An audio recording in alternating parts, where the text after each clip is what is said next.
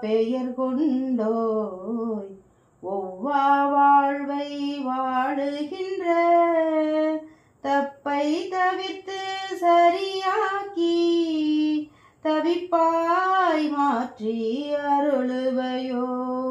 உப்பாய் கரிக்கும் மலைகடலை உலக்கில் அளக்க முயல்வேனை அப்பால் இருக்கும் கரை காண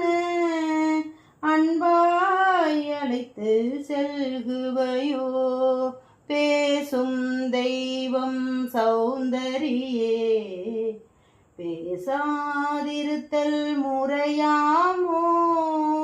பேசும் கருணை பார்வையினை